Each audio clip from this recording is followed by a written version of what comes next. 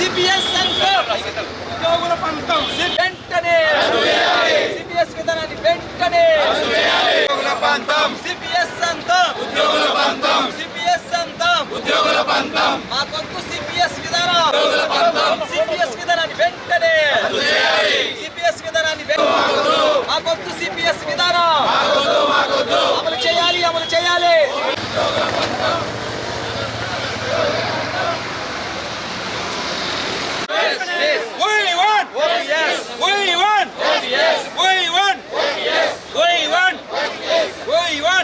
అమలు చేయాలి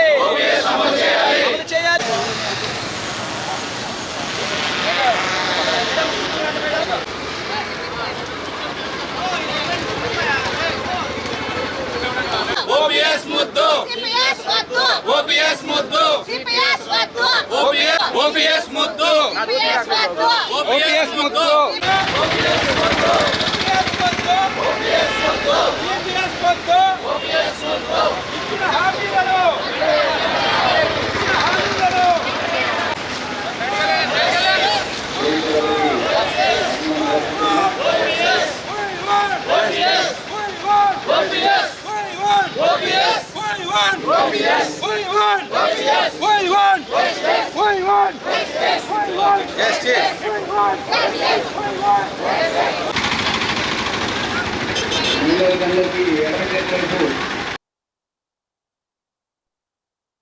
టీపీఎస్ సైనికులకు ఏపీ గవర్నమెంట్ మీకు మా కడప తల్లి కడప వెంకటేశ్వర స్వామి ఆశీస్సులు మీకు ఎల్లవేళలా ఉండాలని కోరుకుంటున్నాము. తర్వాత గుంటూరు జిల్లా నుంచి గుంటూరు జిల్లా అధ్యక్షులు గుర్రం మురళీమోహన్ గారు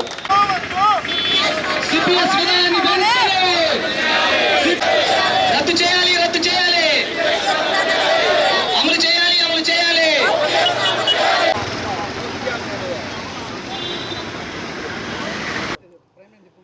2004లో ప్రారంభించబడిన నూతన పెన్షన్ విధానం సిపిఎస్ పేరు మీద ఆంధ్రప్రదేశ్ ప్రభుత్వం కేంద్ర ప్రభుత్వం తన ఉద్యోగుల కోసం నిర్దేశించుకున్నటువంటి ఎన్పిఎస్ని నూతన పెన్షన్ విధానాన్ని సిపిఎస్ కంట్రిబ్యూటరీ పెన్షన్ విధానం పేరుతో ఆంధ్రప్రదేశ్ ప్రభుత్వం తన ఉద్యోగులకి అడాప్ట్ చేసుకోవడం జరిగింది.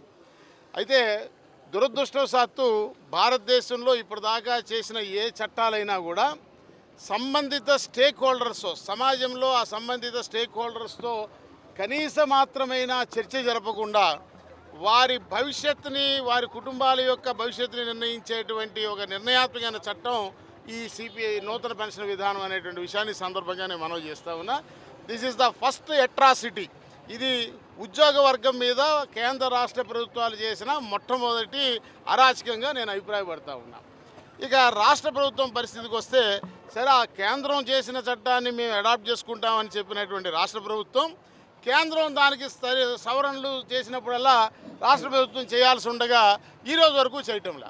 కేంద్రం 10% తన వాటాని 14%కి పెంచి ఇప్పటికి 10 ఏళ్ళు అయింది. కానీ ఆంధ్రప్రదేశ్ రాష్ట్రంలో అది అమలు చేయటంలా. అలాగే కేంద్రం మరి ఆ మధ్యలో కనుక ఎంప్లాయీ చనిపోవటం ఏదో జరిగితే ఆ అక్యూములేటెడ్ వెల్త్ మొత్తం ప్రభుత్వం తీసేసుకుంటోంది. ఉద్యోగి వాటా రాష్ట్ర ప్రభుత్వం వాటా కలిపింది.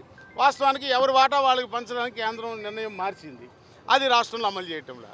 అలాగే 2004 జనవరికి ముందు నోటిఫికేషన్లో నియామకం అయ్యే రిక్రూట్మెంట్ నోటిఫికేషన్ వచ్చి వారి తర్వాత ఎప్పుడు ఉద్యోగంలో చేరినా 1 టైం ఆప్షన్ కింద వాళ్ళకి ఓల్డ్ పెన్షన్లోకి వెళ్ళడానికి అవకాశం ఇవ్వమని కేంద్ర ప్రభుత్వం ఇచ్చింది.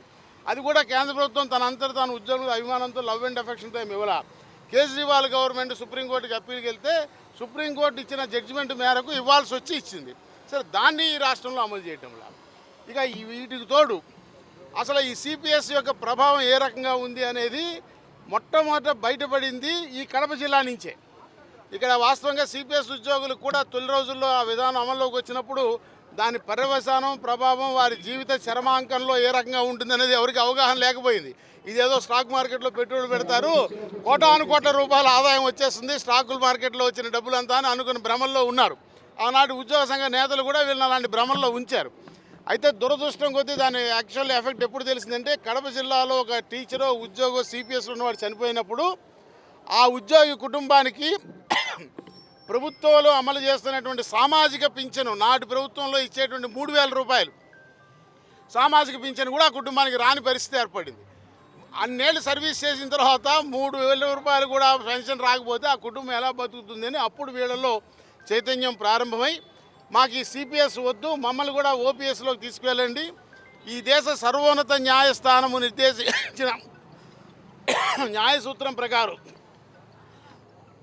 ఒకే తరగతికి చెందిన వాళ్ళ మధ్య వ్యత్యాసం ఉండకూడదని చాలా స్పష్టంగా చెప్పినప్పటికీ ప్రభుత్వాలు ముందుకు రాకపోతే వీళ్ళు ఉద్యమం చేస్తే నాడు ఒక రాజకీయ పక్షం జగన్మోహన్ రెడ్డి గారి నేతృత్వంలో పాదయాత్ర చేస్తూ నేను అధికారంలోకి వస్తే వారం రోజుల్లో ఈ సిపిఎస్ని రద్దు చేస్తానని ఒక హామీని ఇస్తే మరి వాళ్ళు తీవ్రంగా మా మీద ప్రభావం చూపించే అంశంగా భావించి మేమందరం కూడా ఆ రోజుకి రాజకీయ పార్టీలకు అతీతంగా ఆ ఒక్క నినాదం, ఆ ఒక్క హామీ మమ్మల్ని ఆ పార్టీకి వైపు నడిపించింది అనేటువంటి విషయాన్ని సందర్భంగా మీ సమాజం దృష్టికి తీసుకొస్తా ఉన్నా.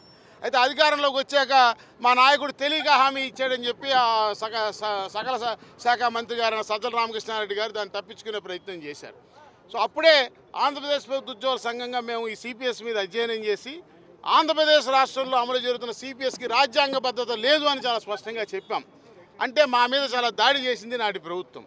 సరే, తర్వాత మోసపోయామని గ్రహించినటువంటి ఉద్యోగులు ప్రస్తుతం ఆ గవర్నమెంట్ దిగిపోతూ వీళ్ళతో సంబంధం లేకుండా జీపీఎస్ అని నల్ల చట్టాన్ని చేసిపోతే ప్రస్తుతం వచ్చినటువంటి ప్రభుత్వం సిపిఎస్ని రద్దు చేస్తాననే రాజకీయ హామీని ఇవ్వకపోయినప్పటికీ తెలుగుదేశం పార్టీ, జనసేన పార్టీ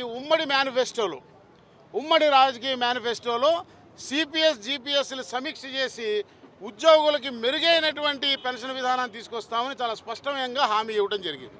సరే, ఈ హామీని నమ్మాం. ఆ హామీని నాడు నమ్మి మోసపోయాం. ఈ హామీని మరలా నమ్మాం.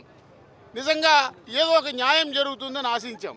2 సంవత్సరాలైనా ప్రభుత్వం దాని మీద చలనం లేకపోగా, కనీసం ఒక చర్చ చేయకపోగా, తన ఆలోచన ఏంటో బయట పెట్టకపోగా, ఉద్యోగుల మనోభావాలేంటో తెలుసుకునే ప్రయత్నం చేయకపోగా, అసలు ఈ ఉద్యోగస్తులతో తనకేమి సంబంధం లేదనేటువంటి ధోరణితో ప్రభుత్వం వ్యవహరించడం ఉద్యోగుల్ని చాలా తీవ్ర నిరాశకు గురి చేసిందనే విషయం చెప్పక తప్పదు. ముఖ్యంగా మా ఆంధ్రప్రదేశ్ ప్రభుత్వ ఉద్యోగుల సంఘం మేము చాలా క్రియాశీలకంగా ఎన్నికల ముందు నాటి ప్రభుత్వంలో ఉద్యోగులకు జరిగిన అన్యాయాన్ని, ఇబ్బందుల్ని మేము మోడల్ కోడ్లో కూడా ఊరూరు తిరిగి మా సభ్యులకి వివరించి ఉద్యోగుల్ని, సమాజాన్ని చైతన్యపరిచే కార్యక్రమం చేశాం.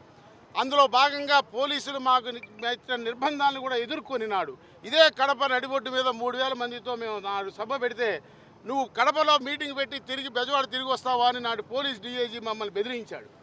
అలాంటి మేము ఈరోజు మరలా ఈ 2 సంవత్సరాలు గడుస్తున్న ప్రభుత్వం మౌనంగా ఉండటాన్ని చూస్తూ భరించలేక మరి ఈ ఉద్యోగస్తులు, సిపిఎస్ ఉద్యోగుల యొక్క బాధని వినాలనేటువంటి ఉద్దేశంతో మేము కూడా వారికి సంఘీభావంగా ఉండటమే కాదు, ఏదో రొటీన్ డైలాగు మేము సంఘీభావం ప్రకటించేశాము, మేము మీకు అండగా ఉంటాము మాటలు కాకుండా వారి ఉద్యమాన్ని, వారి కోరికని ప్రభుత్వం ఒక ఆమోదయోగ్యమైన రీతిలో పరిష్కారం చేసేదాకా వారు చేసే Andhra Pradesh CPS employees association, Baji Pathan, Karivi Rajeswararao నేతృత్వంలో జరిగే ప్రతి కార్యక్రమంలో మేము పాలు పంచుకోము. మా ఆంధ్రప్రదేశ్ ప్రభుత్వ ఉద్యోగుల సంఘం రాష్ట్ర నాయకత్వం, జిల్లా నాయకత్వం ముందుండి వాళ్ళని నడిపిస్తామని చెప్పి ఈ సందర్భంగా మనవి చేస్తూ, ఈ సందర్భంగా చివరిగా ప్రభుత్వానికి ఒక సీనియర్ ఉద్యోగస్తుడిగా, 42 సంవత్సరాల సర్వీస్ పూర్తి చేసుకున్న ఉద్యోగస్తుడిగా, 36 ఏళ్ల నాయకత్వం అనుభవం కలిగిన వ్యక్తిగా నేను ప్రభుత్వానికి ఖచ్చితంగా ఒక సూచన చేయదలిచాను. ఈ కడప మీడియా సాక్షిగా ప్రభుత్వం ఉద్యోగుల వ్యవహారాల్లో మౌనంగా ఉండటము, కొంత దాటవేసే ధోరణం, కాలయాపన చేయడం అనేది సరైన విధానం కాదు. శరీరంలో అనారోగ్యం చేరితే దాన్ని వైద్యుడికి చూపించి ఏదో ఒక వైద్యం చేయించుకోవాలి తప్ప కాలయాపన చేస్తే అది మొత్తం శరీరాన్నే ఇబ్బంది పెట్టేటువంటి పరిస్థితి వస్తుందని ప్రభుత్వం అర్థం చేసుకోవాలని కోరుకుంటా ఉన్నాం. నిద్ర పోవటం లేదు, మీరు నటిస్తూ ఉన్నారు. దయచేసి ఈ నిద్ర నటించొద్దని నేను కోరుతూ, ప్రభుత్వం ఏమి చేయగలుగుతుంది, ఏమి చేయలేదు, ప్రభుత్వానికి ఉన్న ఇబ్బందులు ఏంటి, ఒక స్పష్టతతో, ఓపెన్ మైండ్తో ప్రభుత్వం చర్చలోకి రావాలని, నెగోషియేషన్ టేబుల్కి రావాలని నేను డిమాండ్ చేస్తూ ఉన్నాను.